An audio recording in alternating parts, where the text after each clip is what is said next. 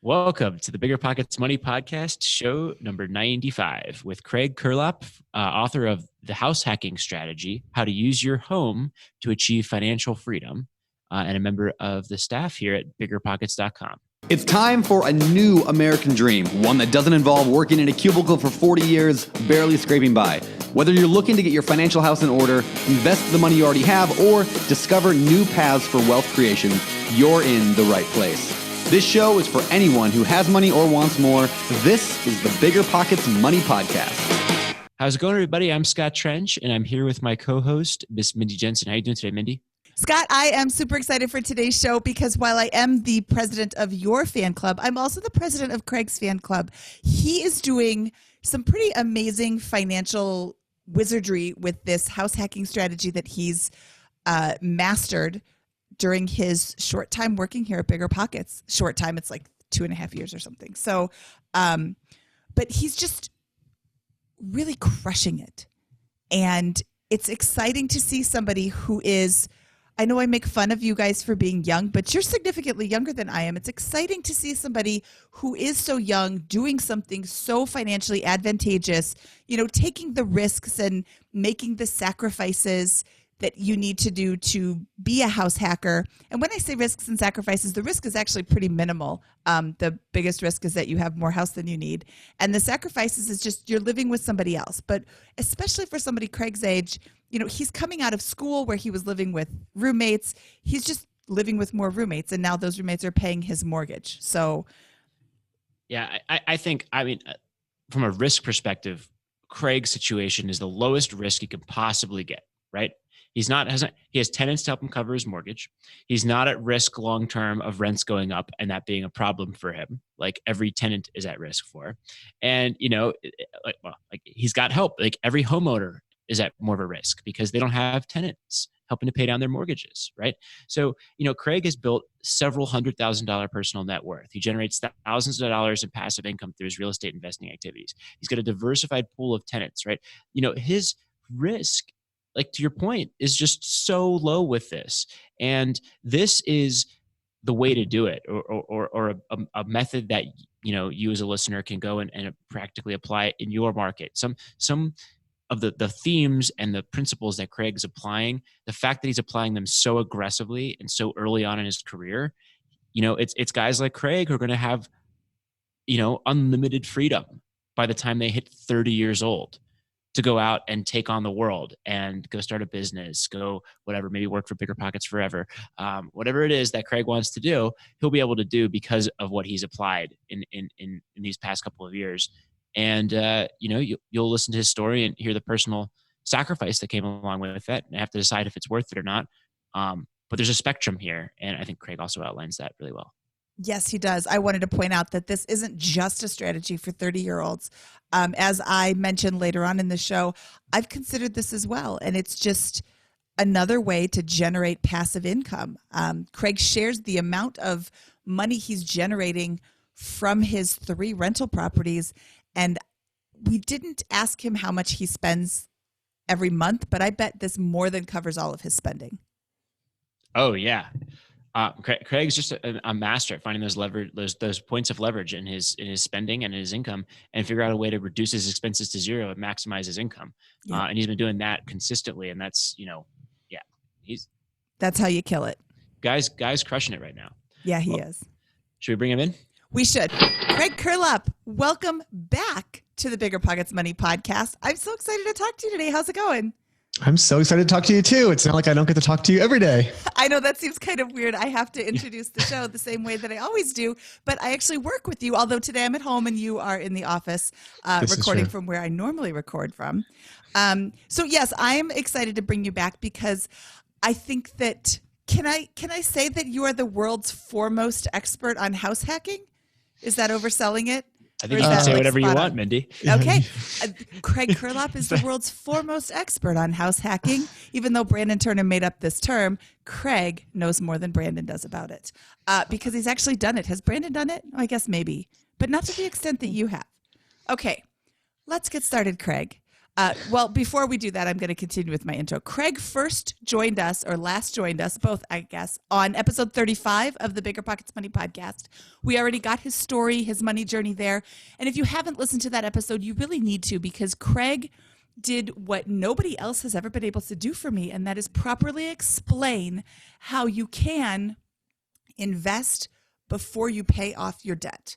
And until Craig came onto that show, I was like, no, you should always pay off your debt. Always. Like, the sky is blue, the grass is green. You pay off your debt before you start investing. And then Craig's story really made sense, how he was able to make the minimum payments on his debt while investing in real estate through what method, Craig? Was that house hacking? House hacking, you got it. House hacking. And then, so Craig, is it safe to say that you paid off $86,000 in debt because you house hacked? House hacking was probably the number one driver in that. There were other things, but house hacking was the number one driver for sure. Yeah, Okay. And just to continue blowing up Craig for a second here, like, very few people, I think, have studied this concept to the depth at which you've kind of taken it and applied it consistently over a multi-year period, interviewed as many people as you have to try to get a wide range of strategies around it. And then you're just making it work where other people maybe think it can't work, here in Denver, Colorado, for example. And I just want to give you a big compliment and all the work and thought you've put into this, and help. I think it's going to help a lot of people rapidly build a lot of wealth, your book.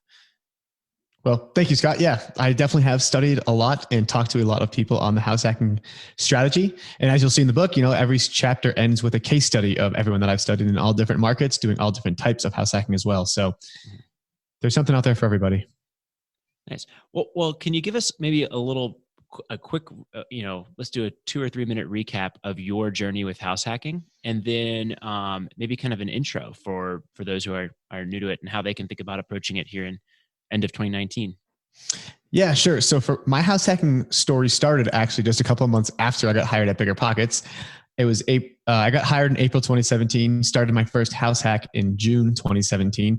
And that was the duplex that you probably heard in my previous episode, where I rented out the top, lived in the bottom, and Airbnb'd my bedroom out on Airbnb. All of those savings allowed me to... Where you lived behind the cardboard curtain. That's right. You're not going to let me forget that. All right. Just to make sure. Yeah. Yes. Well, it was a cardboard box with a curtain on the other side. So... Here he is, $86,000 later.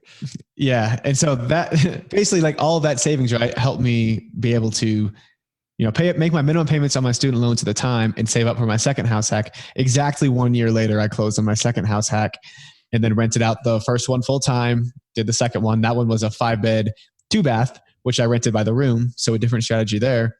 And then I saved and saved and saved to then get my now third house hack pretty much a year later after that. So it's a very repeatable strategy. Okay, so let's look at the numbers for your first house hack.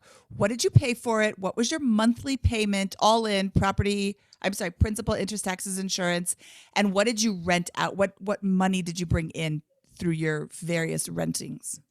Yeah, so the first property I purchased for $385,000. My down payment, I did a 3.5% down FHA loan, which was about $17,000 to $20,000 down. My monthly payment was just over $2,000. Interest rates were very low at that time. And so I was getting $1,750 for the top. And from Airbnb out my room at Airbnb, I was averaging about $1,100 per month. So a little less in the winter, but a little more in the summer. So over the course of the year, it averaged out to about $1,100. And so what's that? $2,850 on a $22,000 mortgage. And I was living for free. So $2,200, right? Is it $22,000 a year or $2,200 a month? Sorry, it was $2,000 a month for the mortgage, just over $2,000. Got it. Okay. So that's awesome. You're living for free, building down your paying down your mortgage. Has the property appreciated now a couple of years later? Yeah. So I actually just got an appraisal, and it appraised for about $80,000 higher than when I just purchased it 2 years ago. So awesome. Do you have plans to refinance that property? I'm actually taking a HELOC out on it. I don't plan to refinance it quite yet. The only time I'll refinance it is if I do indeed want to get another multifamily, or I need to use that FHA loan again. Nice. What are you going to do with that HELOC? Right now it's just kind of reserves. so I can use my money to then, potentially purchase another investment here in Denver that is not a house hack. My goal for next year is to obviously purchase another house hack, but in the meantime, also purchase a traditional rental as well. All right, this is awesome. I don't want to go too far down this rabbit hole, but I'm very interested, so I will anyways. How would you kind of describe your position on risk reward in relation to taking out a HELOC? You're leveraging even more on this and pulling it out and holding it in cash as a reserve and opportunity fund or whatever. How are you thinking through that from a risk reward perspective? Well, so I'm not actually drawing down on the HELOC until I actually have the opportunity, right? Okay, so that makes sense. Do you think that if you get to 20% equity in that property that you'll refinance out of your FHA loan? Yeah, once it gets to 20, 25%, I'll refinance. It'll probably become an investor loan. So I'll be able to remove the PMI, lower my monthly payment, and then, have a whole lot more options with, having the FHA loan out again. I can then, go ahead and do another multifamily property with a low amount down. Nice. Okay, we're talking a lot about things that we all already know about. Let's break this down a little bit more for people who are listening that may not be familiar with all these terms you're throwing out there. PMI is private mortgage insurance. What is your PMI monthly payment? So the PMI on that property is about $250. Oh, and okay. And so any property, for the listeners there, any property that you don't put at least 20 or 25% down on, you're going to have to pay PMI. And people always wonder, is paying the PMI worth it? And I say it 100% is worth it, right? And this is the reason, is that because I pay an extra $250 a month in mortgage, right? But I get to purchase a property for $60,000 less than if I didn't have the PMI. So how long would that take me to save up $60,000 rather than just pay that $250, right? So I save $250 more a month. I don't even know what that math is, but it's 4 times a lot of money, right? It's a lot of years before I can then purchase a house just to sacrifice not paying PMI, especially if my renters are actually paying it for me.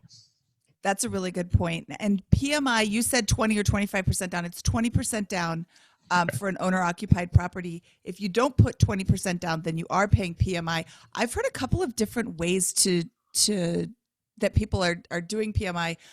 One guy was able to buy his PMI or pay it off at the beginning of the mortgage. It was something like $1,000 to pay it off. He's like, yeah, I'm going to do that. So, I mean, that's 4 months of your PMI. I don't know what his was. My friend Jake has $75 a month for PMI. And if he didn't do that, then he would have to pay capital gains taxes on stocks that he would sell to get the 20%. So, don't write off PMI automatically. I mean, if it's really expensive, it might not be worth it, but definitely do the math. There's a lot of different ways to figure that out. Yeah. So basically, if I understand it correctly, the strategy is you buy with 3.5% down because you don't have 25% down, which is close to $100,000 on this property. And you have this great opportunity to earn a return, live for free, all that kind of stuff. The property appreciates, you pay down the mortgage, and you approach that 25%. And so for me, when I was house hacking, the holy grail was being able to refinance out of that PMI and reduce my mortgage payment very dramatically. Is that one of your goals that you're going for? It is not my primary goal because I'm actually pretty comfortable with where my rents to my mortgage is right now. And so at this point, I think I would rather just have that HELOC available and then use that leverage to buy another property rather than just have more equity in the current property that it's in. Because we talk a lot about return on equity, right? And so when your return on equity is not very high when you've got $100,000 some odd dollars in the property itself. Love it. I think that's a great way to approach it.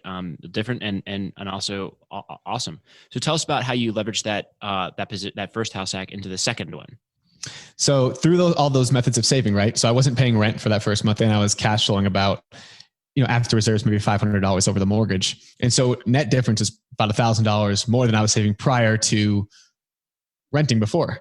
And so that on top of my original savings that I was saving before from my job at BiggerPockets and some other side hustles and stuff like that, I was able to save another 40 grand in that next year, which was able to I was able to leverage up into the second house hack, which was the 5-bed 2-bath house up in Thornton, about 10 miles north of Denver.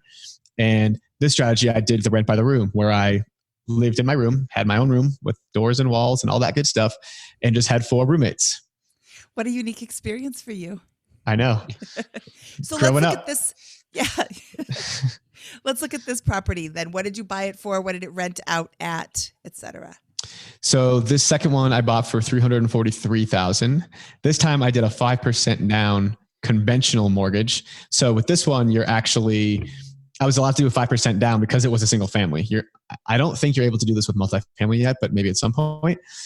And so this one I put down, it ended up being about another $20,000 for the down payment. And I ended up putting $10,000 down in repairs to add a fifth bedroom and just do, some small things here and there. And I ended up renting out all of the rooms for $3,100, and my mortgage payment was $2,000. So this is even better than the first place in a lot of ways. And central to this premise is the ability to rent by the room, right? And you're not allowed to do that in the city of Denver. So you can tell us a little bit how you researched and found out where the areas were that allowed this, and then why you chose this location. Yeah. So Denver County, you are not allowed, there's occupancy laws where you're not allowed to have 3 unrelated members living in the same home. Now, people do it and they don't get caught. It's not like a super enforced law, but again, it just puts you at the risk of being caught if it ever does happen. So I decided to not take that risk and move up to Adams County, which is where Thornton is in. And it's just outside of Denver. And there's no laws on that there. So I have 5 unrelated people living in the house, and it is perfectly legal. And you just go about researching it honestly, I just did it by networking, going to meetups is really how I found all that out.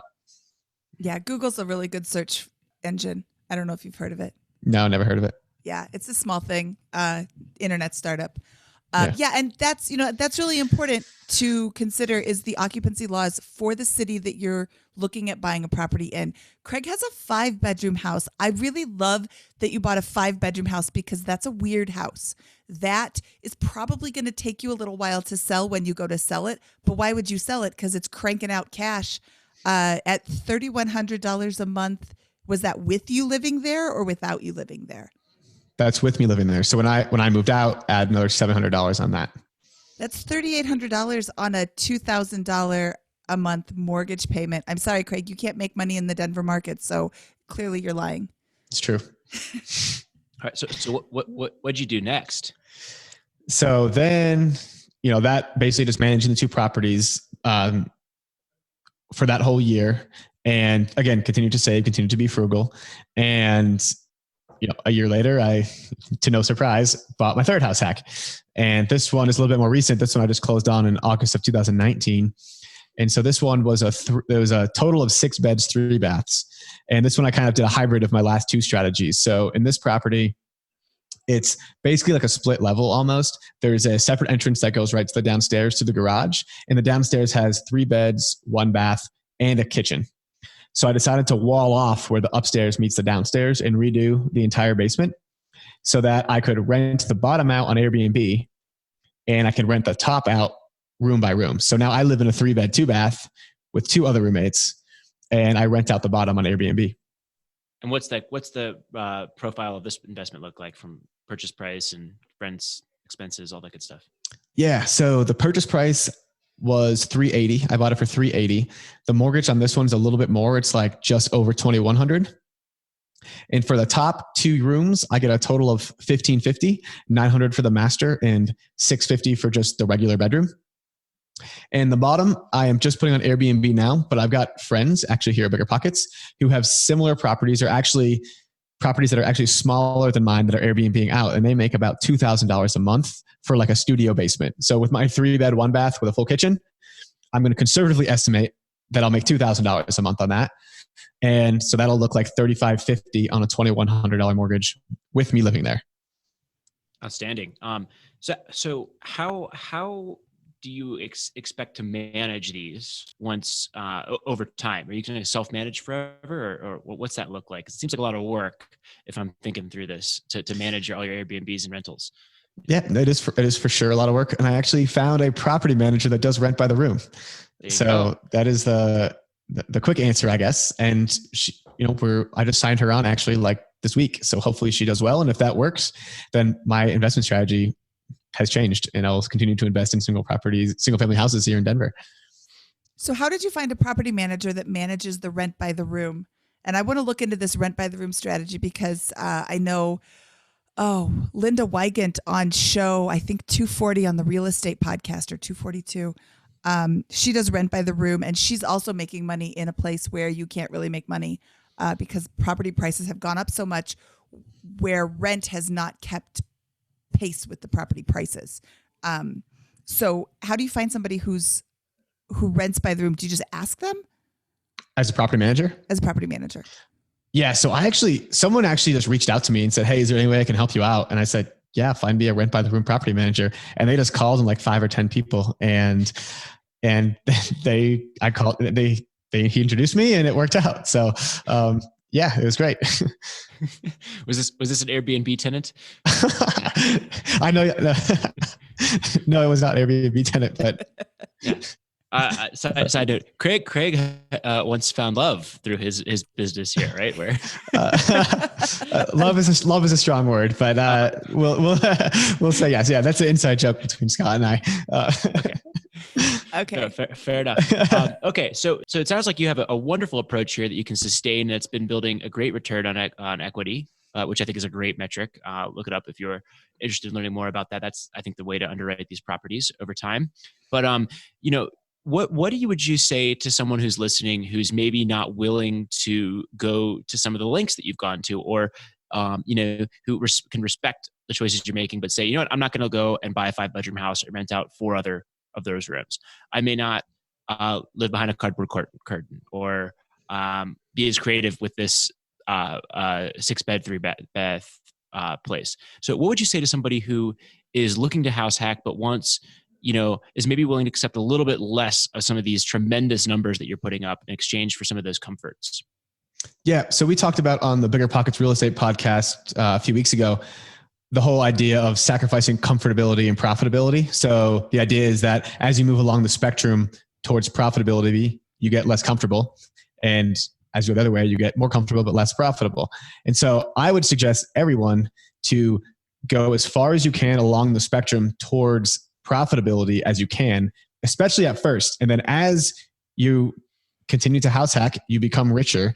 You get to have more options to become more flexible. You can scale back and move down that spectrum towards the comfortability section until you're at the point where you're 100% comfortable. Mm-hmm. Yeah, I think there's a lot of good stuff in there. I think when it comes to house hacking, right? One of the big advantages, as I see it, is your ability to put down such a low down payment and have such extreme leverage against that, right? And be able to de-risk it by living in the property, self-managing, fixing all those problems. But if you have $500 or $1,000 or $1 million in net worth, getting a great return on $10,000 or $15,000 down isn't really that important. You could probably pursue the same approach you're doing right now with a just regular rental property investment. Would you agree with? Is that kind of what you're trying to say with that? So I don't think there's a better way to deploy $20,000 and get like 100% return on that than house hacking, right? And so even if you're a millionaire, it makes sense, I think, because still you're not going to get a better return on that $20,000. Now, if you think a 100% plus return on a house hack is just not worth it to you, you've got $1 million. So like you can do what you want. So like, you just have to kind of weigh like how comfortable are you willing to be versus how comfortable are you not willing to be? Well, the point I'm trying to make is you're saying, hey, you really should go as far as you can along the path to profitability at first because the stakes are so high and it's such a good return is what I'm gathering from your argument there. And I think that's absolutely right. Like when you're starting out, it's just so powerful, this mechanism, this tool, house hacking to move you towards financial independence. But there is a light at the end of the tunnel, right? You don't always have to get a 200% return on your $20,000 and you can get the big, nice house downstream or move down that spectrum over time. Is that right? Of course. Yeah. I don't think anyone is doing this so that they can just house hack forever, right? The whole thing is like house hack for a few years. So you have all of the options later and you can live the life that you want later. So what's your dream house, Craig? Well, there's definitely going to be a curtain involved. 10 bedrooms. 10 bedrooms, 4 curtains, a lot of bunk beds. His dream house or his dream house hack? His dream house. Like, what do you work? Like, what's your long-term desired living situation that you're house hacking for? I don't really care. Like, I just want to be comfortable. Honestly, like whoever I'm with at the time, just whatever makes them happy. Probably. Like a place to live has never been like the utmost important to me. I'd like to have a good location. I'd like to have a nice, clean house. But other than that, it's just make the people around me happy, and then I'll be happy, I'm sure. Got it. Okay, so let's say somebody's listening and they want to house hack. They think this is a great idea. What kind of property makes for a good house hack, and what are some things they should watch out for that may not make it such a great property to house hack? So I think the first thing you want to do is figure out what strategy you want to do, right? So if you're in a market where you can do a duplex, triplex, or quad, and that's a house hack you want to do, then find a duplex, triplex, or quad. But you'll want to see things you want to look for is, location, proximity to public transit. If you're in like a city, if you're doing a single family, I like to look for the amount of beds and baths per dollar. So hopefully like you want the least amount of dollars for the most amount of beds and baths, because you can always fix them up and make them look nice. But if you can get a lot of beds and baths, then, or if you can get a house with a lot of square footage, but maybe only 3 beds and 2 baths, you can maybe add a couple of bedrooms. So figure out ways to like add value to those, to a property that you can potentially increase the value, get more for rent, but still, keep that mortgage payment about the same. Got it. What's an example? And I'm sorry, I'm harping on this point, but what's an example of a house hack that you've heard of or come across that is more luxurious, right? Because I think a lot of people are going to have this challenge, right? Where they're and I know we've talked about this, but where they don't want to live the way I did in my first house hack, right? Or the way you lived in your first house hacks, right? So nobody wants to live the way he lived. Yeah. So what's an alternative for someone who maybe has a significant other who they understand there's financial benefits, but what's like, an approach that you can say that, hey, this is how you would make a case for this to your spouse while still retaining some element of privacy in your living conditions? Yeah. So that's moving towards the comfortability end of that house hacking spectrum that we talked about. And I think Ben Leibovich coined it the luxurious house hack, right? And that whole idea is where you have the house of your dreams, your forever home, but maybe you have an additional dwelling unit in the back or a mother-in-law in the basement or something like that, or you can just Airbnb that out or even do a long-term rental, which will maybe make you $1,000, $1,500 a month, but it may not entirely cover your mortgage, but it will certainly help you pay your mortgage. And who doesn't want $1,000 a month? Awesome. So okay, love it.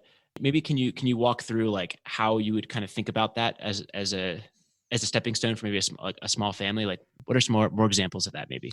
Another example would be, so obviously there's, the single family house is probably the most popular in terms of like what a family would want to do, right? But if you want to take it a step back, maybe you get a triplex, right? Like a triple decker type thing, like top 3 down. And maybe you live on the top so you don't have any noise above you. And you rent out the bottom 2. So it's like you and your family up top, you get the nice view of like what Brandon's doing, right? Brandon's got a triplex in Hawaii. He lives in the top with his family and he rents out the bottom 2. So that's like another way to do it. Yep. Love it. What are some cautionary tales to tell people before they jump into this with both feet? Do you know anybody who's had a bad experience, Craig? Yes, I know myself who has had a bad experience, which we can get into in a minute. But the one thing I want to kind of warn everybody with, and Scott, I think you said this really good about a year ago, and it was that at every point in this journey, you are never going to be like your peers, right? Basically, what you said was the first year, you're going to look like a poor man, right? Living behind a curtain or whatever it is. And people are going to ask you, why are you doing this? You make good money. Why don't you like sacrifice a little, or why don't you treat yourself a little bit? And then you realize that no. And then you buy a second property. And how many people do you know that can buy 2 properties in 2 years just out of college or whatever it is? And you start to build a lot of wealth. And then all of a sudden you've got tens of thousands to hundreds of thousands of dollars where you can start investing even more. And you hit financial independence and you become basically financially independent in your late 20s, early 30s, or basically 5 to 10 years from your start point. So you're just never like anybody in that entire journey. So be prepared to be different if you decide to embark on this house hacking journey. Have you had a lot of pushback from friends? For the first year, I was getting a lot of flack for sure. I mean, just in the office, I was getting a lot of flack. He still from gets you a lot guys. of flack because the Yeah. curtain. Yeah. The curtain, the cardboard box, you know, Yeah. I was definitely like very, very, Do you have a picture of this, by the way? I do have a picture of the curtain. I don't have a picture behind the curtain. That's from my eyes only. We'll have to, we'll post a picture of the curtain on the show notes for everyone. Yeah. Yeah. So, but you know, in the office, I always felt that was good-natured teasing as opposed to like ridicule. Oh yeah. Well, there's that. And then, you know, I've got my parents didn't get what I was doing. My grandparents didn't get what I was doing. So I would get some flack from them as well. And basically I would just have to push back and be like, you know, like the numbers work. I get it. Just trust me. I'm not going to live like this forever. It's just a stepping stone. And I think now, a couple of years later, they kind of understand where I was going with this. So you just have to like stick to your guns, know that you're going to be different. You're probably, especially, I'm very lucky that I get to work at BiggerPockets and I'm surrounded by people that understand, but most people are not like that. So you have to just be ready to take some flack and, you know, take strides with it. But yeah, I mean, I think that that's the trade-off, right? Is you went as far along that line to profitability as you could. And in 2.5 years, I don't know what the specifics are at this point. You know, you probably don't even know because you have to get them appraised. But I bet it's close to $250,000 in wealth that you've created through these 3 decisions to this point, right? That's $100,000 a year in really tax-advantaged wealth that you've generated, and a tremendous amount of power that comes with that. And you know what? Yeah, we gave you a little grief about the curtain, but you know that's like you have to respect the heck out of that set of decisions and how well you've executed them and the lifetime of benefit that you're going to receive from having made them. Yeah, you live like behind a curtain for 1 year and you get 40 years of your life back. So I think I'll take that trade any day. That's right. Wow. Okay, so let's talk about some not so exciting experiences, Craig. Oh, you're making me come back. Did you think I was going to forget that question? I'm sorry that you went through it, but I really want you to share this so other people can learn from your mistakes. One of the things that I heard, we all just got back from the BiggerPockets convention, which was held in Nashville. We're going to have one next year too, right, Scott? Yes. Well, we're going to reconvene, regroup, and plan on another one. It was awesome. The conference was amazing. We're going to have another one. And so one of the things that I heard from so many people there is, you know, I want to hear the negative stories. It's so easy to hear somebody say, hey, I made $1 million. Look at me. But what really teaches you is when you have an like, oh my God, I can't believe I have to go through this moment, which Craig did just a little while ago. Craig, what happened? Yes, it was a very methy situation. Oh my God. I forgot that it's you guys together. Oh, Craig and Scott sit in the office and go back and forth with these awful dad jokes and puns, and it's just my worst nightmare come true. So tell me about your methy situation, Scott. Craig. I'm sorry, Craig. Yeah, so what happened was, as I was renting out my third property by the room, I was having people come in to look at the rooms, and I signed 2 leases very quickly. So, but I still had other people kind of coming in taking a look. And so I had 2 leases signed and 2 other people came in and they said, oh, well, can we check out the downstairs? And I said, okay, yeah, sure. Why not? So I showed them the downstairs and I told them in advance that this would be a construction zone and, you know, you'd have to come upstairs, use the kitchen, use the laundry, all that kind of stuff. And they seemed to be perfectly okay with it. And so I got greedy, I got overconfident, and I got, overconfident and greedy and lazy. And basically I just said, okay, we'll let you in a month-to-month lease because I always intended to Airbnb it and figured out what the heck could happen. What's the worst that could happen on a month-to-month lease? So I just signed the lease, you know, didn't do the background checks, didn't do any of this stuff. And they move in, and on the first day they move in, the contractors start renovating the basement to get it prepared for the Airbnb. And the contractor is down the hallway ripping up carpet when they smell something that they'd never smelled before. And it wasn't cigarettes. It wasn't marijuana. They didn't know what it was. And so I went and I Googled the woman's name who came into the house. You should do this before you sign a lease, by the way. Yes. And it turns out that she was on our county's most wanted list for hard drugs. So I went about calling the police to try to get this woman out of my house, and they were no help at all. They basically told me that, oh, you're allowed to smoke meth in your own home if you have a lease signed and it's like their private residence. And I was like, what? Yeah. Like it just blew my mind. I was like, I couldn't drink a beer at 20 years old in my basement, but I could smoke meth. So that blew my mind. So they weren't doing anything to help me. So basically I just did the whole cash for keys thing where I said, hey, you guys have to be out by the end of the week and I'll give you all your security deposit, all the rent that you've paid, and $500 to just get out. There was 2 people down there and they took the offer, they left, and it's off my plate now. But yeah, it was a stressful week and a half there for sure. You got off really easy because, I mean, did they stop smoking meth in your house? Yeah, well, they left. So Well, I guess they were there for the rest of the week. Oh, I don't know. I didn't actually bring the meth situation up to them because I don't know what meth people will do. Like, I don't know. I just didn't want to put myself in a weird situation where it got violent or anything. So they didn't seem violent, but I don't know. I was scared. So one of the things that I was hoping to do with this podcast was to encourage the listeners to house hack, right? And inspire them and say, look, there's a great way to go about things here. I think this Beth story is I think pretty scary, right? For anyone considering this. It's one thing to have a meth problem in a rental property potentially. It's quite another to have it in your house, right? So how do you, as again, as an individual, prevent that from happening ever, right? What are some of the steps that you could take to make sure that that is not a possibility in a place that you're trying to house hack for yourself? I've got this question. I've got this answer. Step number 1, background checks. Step number 2, Google their name, Craig.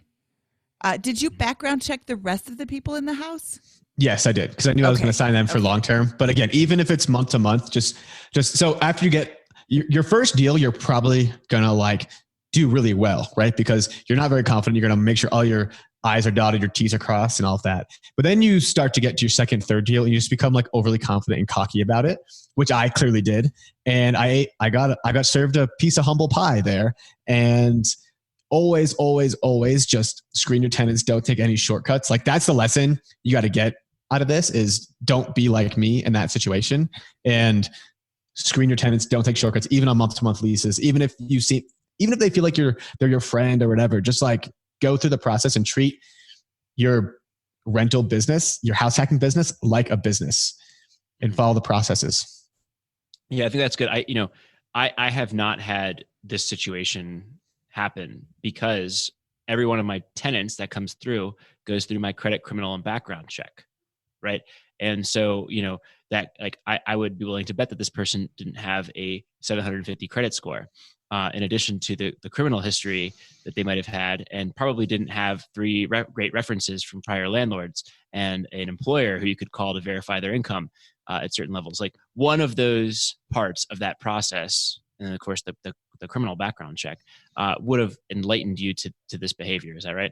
That is 100% right. So your odds are probably and I would say that if you follow a good process and research it, include some of the things I just mentioned there, you're highly unlikely to have a situation like that.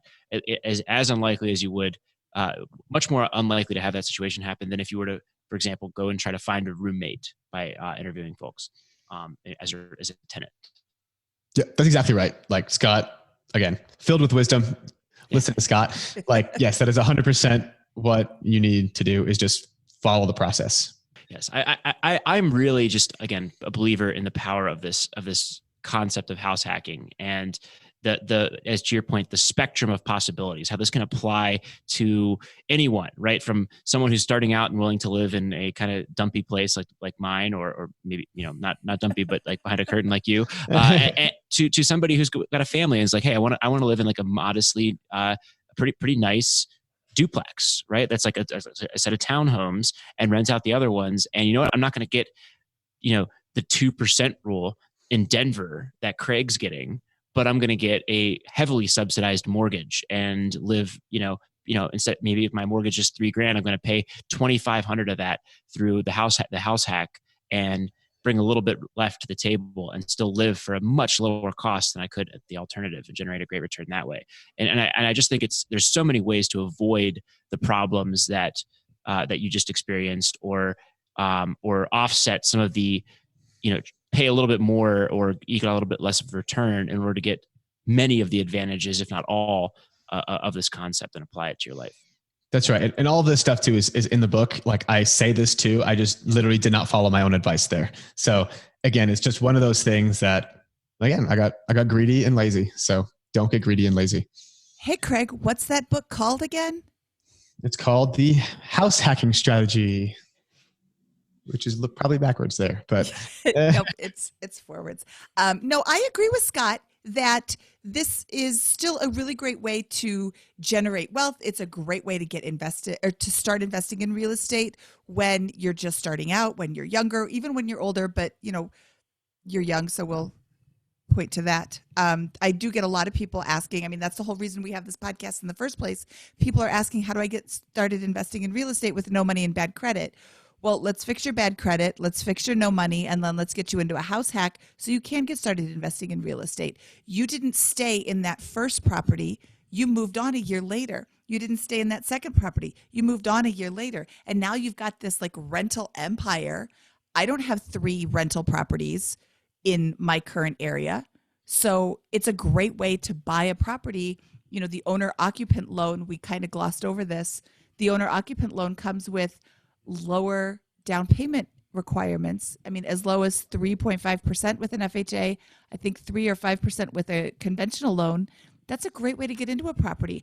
As an investor, you have to put 25% down. The bank doesn't even want to talk to you if you don't have 25% to put down. And yes, there's people that can get lower than that, but they've been doing it forever and blah, blah, blah. But this is a really great way to get started. And like Scott said, even if you want to invest or even if you want a house hack where it's not going to completely cover your mortgage, every dollar that doesn't come out of your pocket is a dollar that you can save. That's right. Totally right. And I just think it's a great way to an introduction into real estate investing as well. Like talk to 10 real estate investors. I guarantee you 9 of them started house hacking, especially if they're here on BiggerPockets. I started house hacking before it was created, before you guys called it house hacking. I called it having a roommate. And that was pretty nice.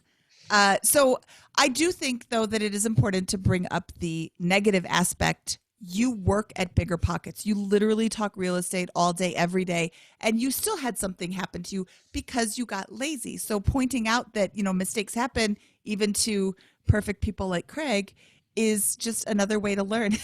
He's shaking his head. No, you're perfect, Craig. No, thanks. Well, and I'd venture to guess that, the fact that you had at that point 5, 6, 7 tenants between those first 2 properties alone, and then you had, you're having 3, 4 new tenants in the new property if you include yourself, right? Mm-hmm. That's a lot of tenants given the amount of property that you've purchased, right? Mm-hmm. So the way you constructed your house hacking business, right, is a lot more complicated than what many investors might experience if they buy 2 duplexes, right? Like I started out buying 2 duplexes, right, for the similar asset value to your portfolio, right? That gave me 3 tenants. It's a completely different structure, and the odds of having a problem there kind of get dramatically reduced when you have a little bit less of a scope there. Yeah, just with the numbers. And if I've had all of my other tenants have been great, right? So, and it's like, oh, I'm sure everyone's this way. And again, it's just you get overly confident based on history, and you lose, right? There's a reason why the Patriots lost the Super Bowl in 2007. So. One of the other things that I think is really important when it comes to house hacking is that you got to, I think that there's a value in liking your home, right? And wanting to live there, right? Because one, it's where you're living, so you might as well be happy as happy as you can, as far along that comfortability side of the spectrum without impacting your profitability as you can get. And two, if market conditions were to change, or something were to happen and your income was cut at work or whatever, the fact that you're able to live in the property, I think de-risks the situation to a certain extent. So what are some of the considerations that you have on that front when you think about your next house hack, or what advice would you give to somebody going into it like that? Yeah, so you definitely want to be in a living situation that you will enjoy, right? And so the whole curtain thing, most people probably would not enjoy. I actually did enjoy it, believe it or not, just because I got to meet a lot of people. But, going, and it was an experience, right? I love the experience. Now I live in more of a house. So it's a much more homey place. I've got like a living room. I've got a kitchen. I've got a backyard, all these things. It's just that I have roommates, right? And they're hardly ever home or whatever. So it's Sorry, Mindy is just writing down a quote. oh gosh, I enjoyed living behind a curtain because it was an experience. it wasn't Craig Curelop, Bigger Pockets Money Podcast, show 95. All right, keep going, Craig. Yeah. It was an experience. I did love it. But yeah, so the last two places I've lived, I've really enjoyed because, again, I've had my own room. I don't mind having roommates. I actually don't like living alone just because I get lonely, I guess. And, yeah, so it's comfortable. So I like that. And I'll continue to do it this way until my life changes in some other direction. I have to say that I was inspired to consider house hacking in my next property. I have an unfinished basement. I can make it into a bedroom in the basement, and we're going to put a bathroom down there too. I have friends who are transient is not the right word, but how would you describe people that are like transient? Nomadic. I have friends who are nomadic and need a place to stay for a short amount of time. Now, I was considering doing it just to generate extra income, because why not? I've got space that I don't need.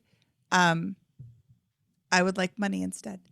Well, before we kind of get to the famous four here, what are some of are there any other items you want to leave us with related to the strategy of house hacking, Craig?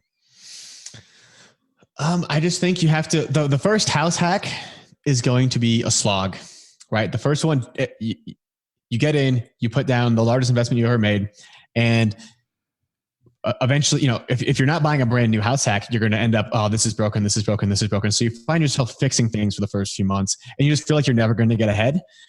But once you get it settled after the first 4 or 5 months, you start to kind of see the rent savings and everything kind of come in. You start to really see your savings pile up after like 6, 7, 8 months. And then you all of a sudden are able to buy the second one. And when you buy the second one is really when you start to see the power of it. And then you just get to see it more and more after the third, fourth, and fifth. But you just have to push through that first one, and don't be afraid to just take action and actually get that first one. Another thing is that I just see a lot of people being really scared and trying to find home run deals on these house hacks. And every single house hack that I've purchased, I have purchased it basically at asking price. And for the reason that is I would rather just get in and start saving on rent and start having another property that is going to appreciate, that I can cash flow, that I can pay the loan down on, that I can get the tax benefits from, than try to find this home run deal that's $20,000 under asking, because within 2 months, I'm $20,000 up in net worth gain. No, I love both of those. And I can honestly relate really directly with your first comment about how it's a slog for the first couple of months. When I bought my first house hack, we closed around Thanksgiving, and that weekend I had to go and move, and it was cold. It was like dark. I had to do it all in one day because I timed things poorly. I dumped all my stuff in, set up my bed, and then I woke up the next morning and realized that a very critical element of housing was missing from my life, which is blinds. And people could just see into your house without that. So like every day for like the first couple of weeks, yeah. And this might be just because I was completely naive 24-year-old who knew nothing about the world. But like these things like came together slowly, and it was like a little rough for those first couple of months while I installed blinds, painted and stained cabinets, fixed things up, didn't have a tenant in there yet because it was vacant. And then once I got the tenant settled and we got the place settled, I began reaping those benefits that Craig started talking about, and it ended up being, an enormously powerful investment for me that's built multiple 6 figures in wealth through cash flow and appreciation over the last 5 years. Yeah, I wanted to ask you actually, like, where you bought that first house in 2014, right? So like, how does that look for you now? Like, what did you buy it for, and what's the value there? Yeah, I bought it for $240, and I believe that it's probably in the ballpark of $500,000, between $480 and $520, somewhere in that range, where I had to get it reappraised today. And it produces a great cash flow. It rents for about $2,600. And I think I'm a little below market as well with that. And the mortgage is about $1,500. Wow. And those are good tenants. Yeah, we've got good long-term tenants. No vacancy in the last 3 years. Nice. So again, the power of house hacking, right? Yep. Absolutely. So it's been a really powerful thing for me, but yes, a little lonely and a little depressing for those first couple of months, especially while there's no tenant in there, and then off to the races after that.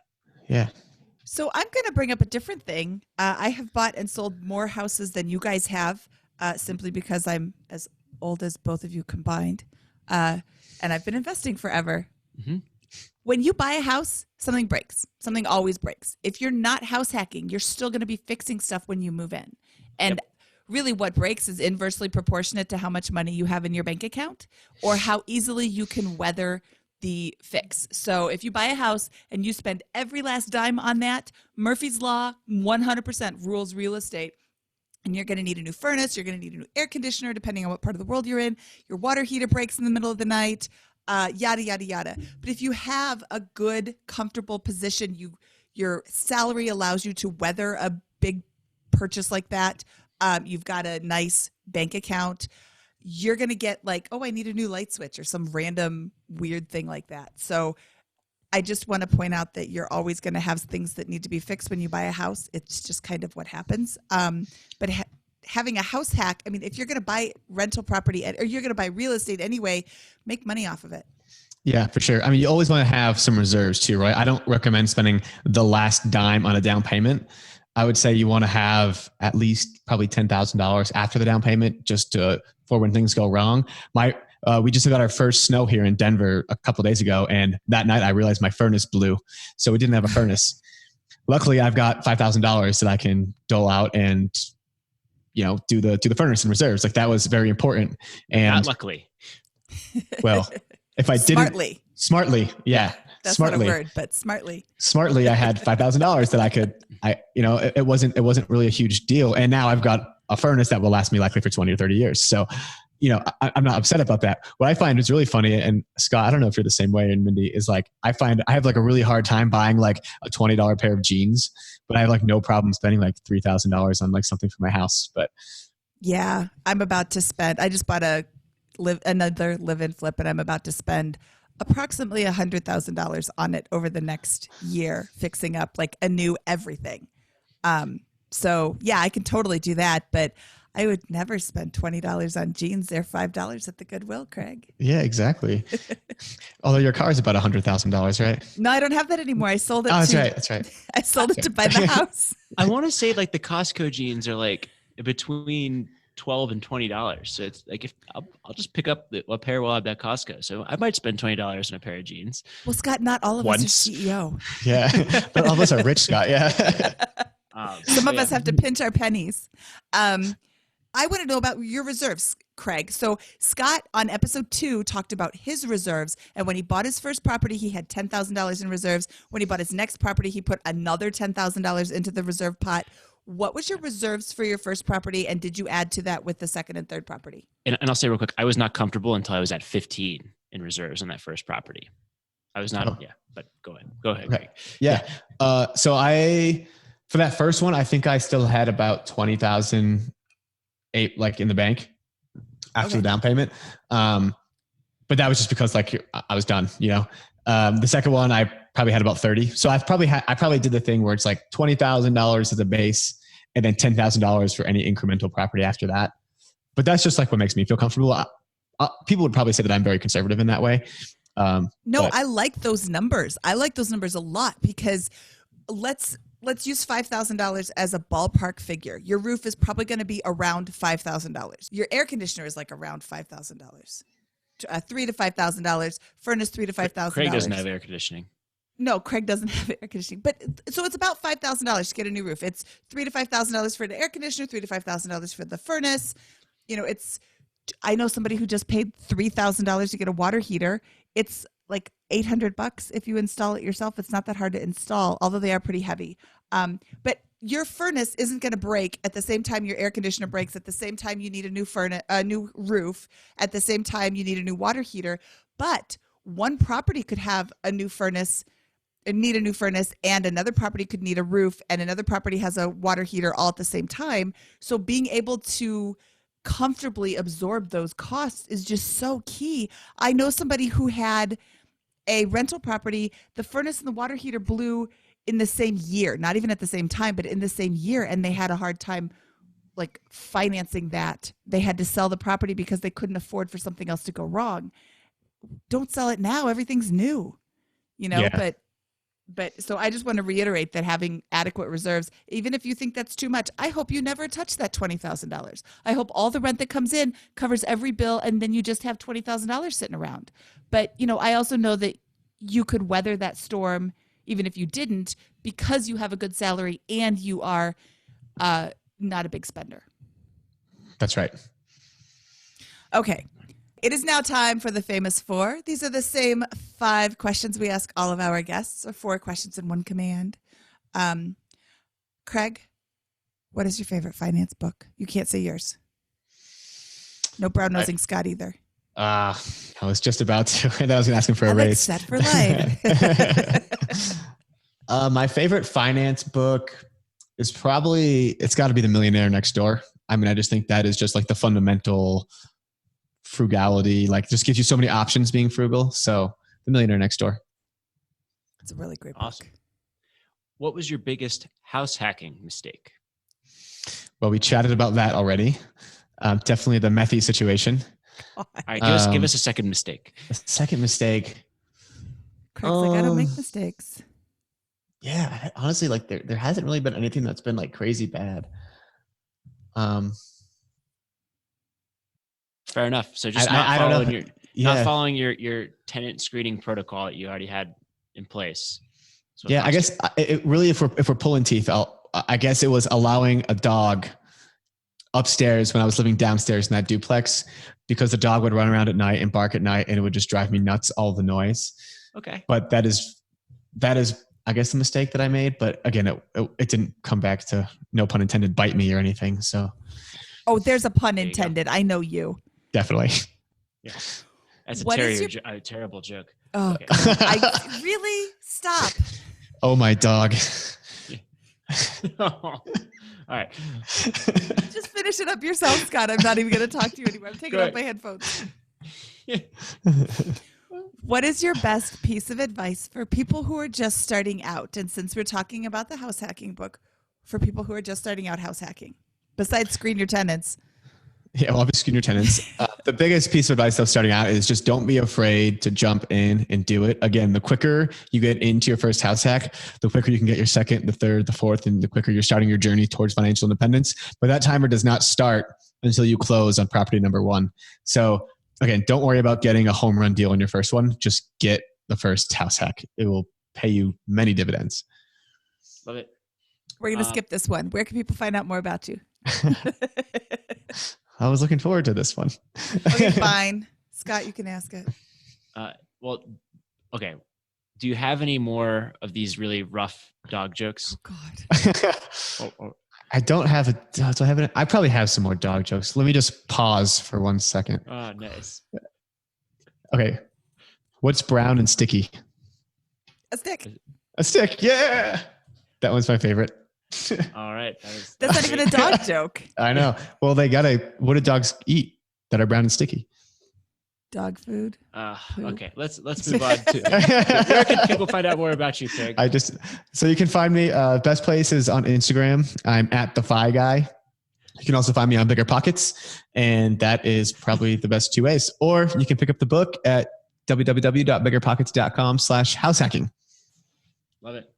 Well, thank you very much. This has been, I think, a lot of great information, and I think everybody should consider how a house hack could potentially change their lives, and figure out as far as they're willing to go along that spectrum that you outlined on the profitability, comfortability side, at least for a year or two, because like you've demonstrated with your career and work and what you said on this podcast, it's just an enormously powerful tool that you can leverage to move toward financial freedom very quickly.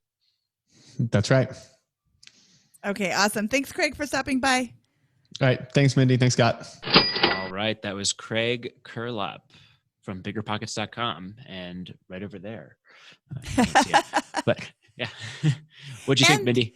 And the author of The House Hacking Strategy. You have to name the book, Scott. Oh, yeah. And author of The House Hacking Strategy, How to Use Your Home to Achieve Financial Freedom.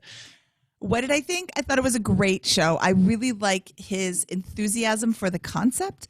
I really like his strategy. Just he's able to see down the road and say, oh, if I make a few sacrifices now, I'm going to have so much freedom.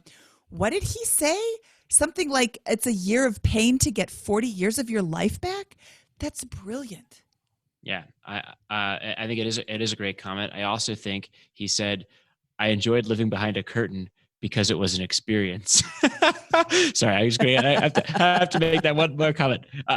It certainly was. All right, and no, but that's the point though. Is if you house hack or do something that is a little more aggressive or a little more overt for a year, 2, 3, however many it takes you to kind of push through to the other side, all of a sudden, Craig finds himself in a position where he has a net worth of several $100,000. He has no bad debt. All his student loan debt is paid off, right? He has very low expenses. He has a great job and generates a very good income, right? He is over the hump. And for the rest of his life, he will be accumulating wealth, whether he really goes after it or not, because of the system he set up for himself. And he can add in whatever it is that makes him happier that he wants, without really bearing that as a delay toward financial freedom. So I just kudos to him and kudos to how he's been able to apply this strategy here in Denver when a lot of people feel that they can't. Yeah, and kudos to him for sharing the story of his mistake, not screening his tenant who turned out to be smoking meth in his house. That's right. I really wanted to bring that up because I already knew that story. Because I was there living it with him. Not living with him, but you know what I mean. Like he, but like he would come in and talk about it in the office. Like I lived through it with him. And he works at BiggerPockets. All he does all day long is talk about real estate investing. He's in the forums. He reads the comments about all the people that, have done this in the past and have made these same mistakes. And yet here he is also making the same mistake. I think it's really important to point out that, you can get cocky and you shouldn't get cocky, and everybody makes mistakes, and he learned from it. He's never going to make that mistake ever again, but you don't have to make that mistake. Learn from Craig's mistake and always screen your tenants. Mm-hmm. And, I'm trying to think and thinking about that, right? Because this is everyone's worst nightmare is Craig's situation, I think, as a house hacker, right? What if my tenant is that person? Yeah. Who does that in my property, right? And that's a risk that comes along with renting your property out, especially if you're not following the principles to screen tenants with that. However, it's just as much of a risk if you live in a place that somebody else is the landlord of. Exactly. Right? You actually have less control. Yeah. So there's a lot of ways to look at that, and you certainly don't have that risk if you are buying a home and in your single family home, but you also are completely alienating yourself from these possibilities that house hacking brings in the wealth building equation. Right. And I'd like to point out that Craig has never had a problem with any tenant that he has properly screened. So, he fully admitted that he got lazy, and I wanted to share it because people think that Brandon Turner never makes any mistakes, but he makes mistakes. Mm-hmm. I make mistakes. Yeah, really? I thought you were perfect. I made plenty of mistakes with my tenants. I had, I had one experience where I had a bad tenant because this tenant, basically a series of great screen tenants came. Then one leaves, another roommate comes in, another roommate comes in, another roommate comes in, and all of a sudden I'm left with a tenant that just because I wasn't as diligent, I didn't go through my screening process with, right? And luckily things have worked out so far. But these things can happen no matter how tight you try to control them with these screening things, right?